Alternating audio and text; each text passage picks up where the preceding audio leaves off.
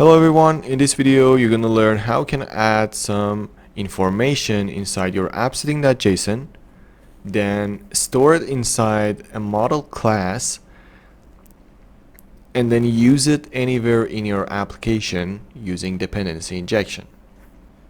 So definitely watch this video till the end because it is going to be very informative and useful in your projects. First, let me remove these from my Appsetting.json, and we're going to add some values. Let's just say that we have some useful links that might change in the future, but not change every day. So you can name the key of your information anything you want. I'm gonna, for example, let's just call it links. Then let's give it some values. Let's say a link to Instagram. Then I'm gonna add a link to YouTube, of course. Here I'm gonna say dgdev 6070, and here, because I don't have any Instagram, just gonna call it example. Now what we want to do is to create a model and store these values inside our model. Let's first create a folder here called models, and inside the folder I'm gonna create class, and let's call it links. Here inside links I'm going to create two variables with the names of our keys here. So my first variable is going to be public string Instagram with a getter and setter, and I'm gonna duplicate it.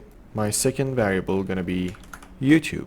Let's save it, and now we want to get the values from our Appsetting.json to our links.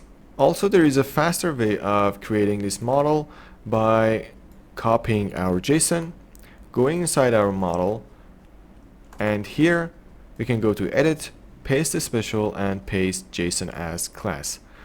So here, as you can see, we have another class called links with the Instagram and YouTube that we had. Let's delete them.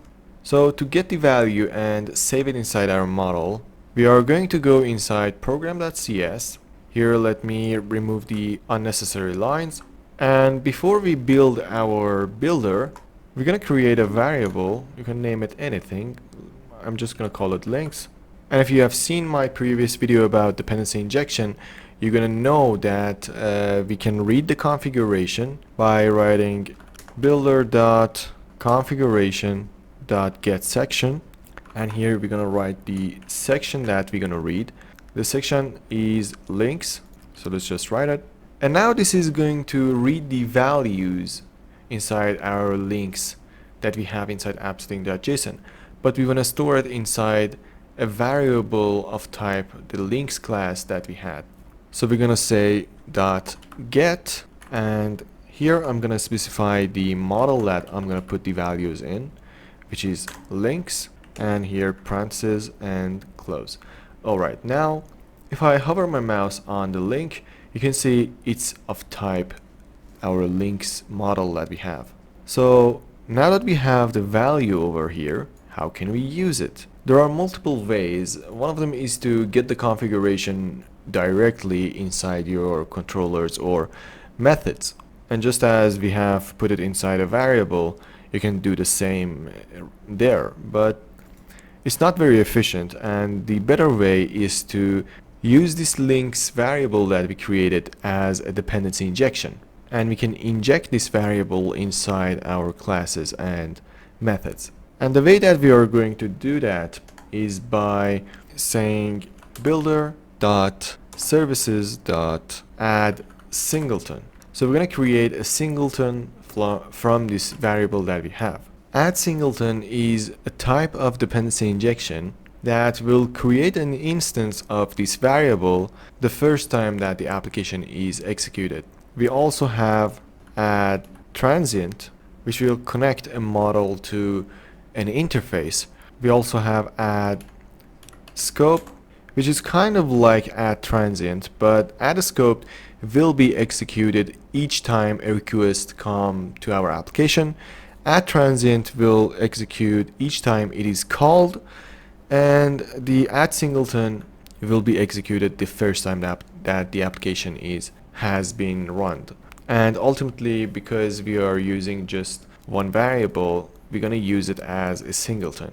So now inside our controller, if I just create a private read-only links, let's name it link, and if I add the parameter to the constructor, let's here create another method. It is going to be of type HTTP GET with the route of get links.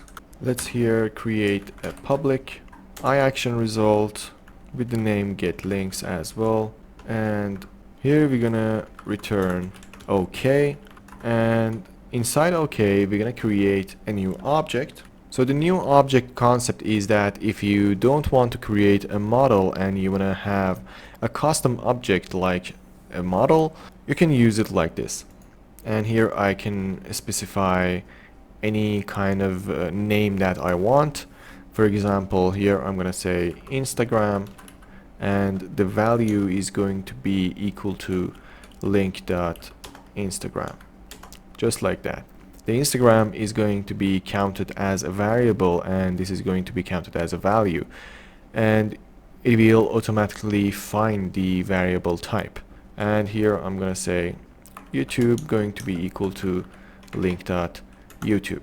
Now if we run our application, here inside weather forecast get links, if we try it out and execute, you can see that it is getting the values from our JSON successfully, storing it inside a model, injecting that model to our controller, and we are getting that value inside our method and returning it to the client.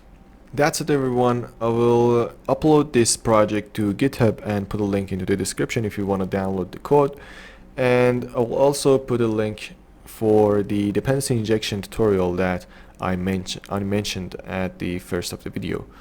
So you can go watch that as well if you want to learn a deeper concept about dependency injection. So thank you for watching. Take care. Bye bye.